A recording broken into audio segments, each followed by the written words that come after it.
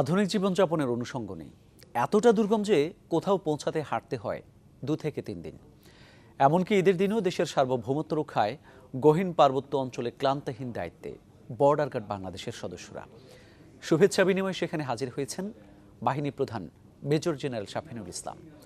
রাঙামাটি থেকে ফিরে নাহিদ হোসেনের রিপোর্ট, ছবি তুলেছেন আল আমিন।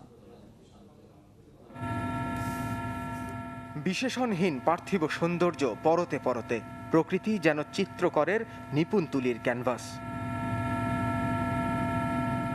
পাখির চোখে দেখা সেই সৌন্দর্যের ভাষা বদলে যায় সার্বভৌমত্বের সীমারেখায়। দুর্গম পাহাড়ি এলাকায় প্রায় বিচ্ছিন্ন জনপদেও জেগে থাকে একদল মানুষ সীমান্তের পাহারায়। এমনকি ঈদেও সেই কড়া চাহনিতে ছেদ নেই এতটুকুও।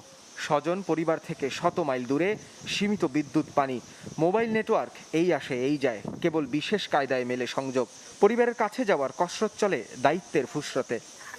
আসসালামু আলাইকুম মা, ভালো আছেন? এই তো আছি আলহামদুলিল্লাহ, ভালো। ঈদ মুবারক। রাঙামাটির কাপ্তাই ব্যাটালিয়নের Dumdumia counter insurgency operation BOP. নৌকা আর পায়ে হেঁটে যেখানে পৌঁছাতে লেগে যায় প্রায় 2 দিন। আমরা প্রথমে ব্যাটালিয়ন সদর হইল বেলেশ্বরী আর্মি জোন, ওখানে রাত্রি যাপন করি। এরপর হলো আলিখিয়াং রাত্রি যাওয়া করার পরে এরপর আজমার হলো ফারুয়া থেকে আমরা একদিনে এখানে চলে আসি। সার্বক্ষণিক নেটওয়ার্ক পাওয়া যায় না, মাঝে মধ্যে দেখা যায় যে 3-4 দিন 5 দিন নেটওয়ার্ক থাকে না। যখন ভর্তি হয়েছি ডিফেন্সে, তখনই তো আমরা সবকিছু পরিত্যাগ করে এই দেশের জন্য, দেশ রক্ষার্থের জন্য আমরা এই ডিফেন্সে ভর্তি হয়েছি। আধুনিক জীবনযাপনের অনেক অনুষঙ্গই যেখানে অনুপস্থিত, সেখানে দায়িত্বের চৌহদ্দিতে পড়ে ধর্মীয় আর সামাজিক উৎসবও হয়ে ওঠে অনেকটা গৌণ। কিন্তু দেশের সার্বভৌমত্ব আর সীমান্ত রক্ষায় যে মানুষগুলো দিন রাত কঠোর পরিশ্রম করছেন এই দুর্গম অঞ্চলে, তাদের কাছে দেশটি যেন হয়ে ওঠে পরিবার। এই কষ্ট খানিক লাঘবের জন্য ঈদের দিন দুর্গম অঞ্চলে ছুটে যান বাহিনীর মহাপরিচালক, বিনিময় করেন ঈদ শুভেচ্ছা। সৈনিকদের মনোবল বাড়াতেই মেজর জেনারেল শাফিনুলের এই যাত্রা।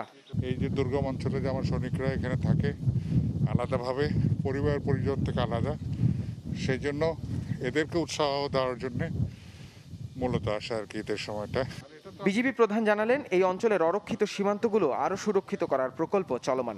আমাদের বিওপিগুলো সীমান্ত থেকে 10 কিলোমিটার, 12 কিলোমিটার, 7 কিলোমিটার দূরে। যখন সীমান্ত সড়কটা হয়ে যাবে, তখন আমরা বিওপিগুলোকে সরিয়ে সীমান্তের কাছে নিয়ে আসব। নিয়ে আসলে তখন আমরা এই সীমান্তটাকে আরও ভালোভাবে আমরা গার্ড করতে পারবো, সুরক্ষিত করতে পারবো। উৎসব যায় উৎসব আসে, তবু সীমান্তরক্ষীদের দায়িত্বের সুর কাটে না। 4500 কিলোমিটার সীমান্ত দিন রাত 24 ঘন্টা নিশ্ছিদ্র নিরাপত্তায় আগলে রাখে 55,000 অতন্দ্র প্রহরী।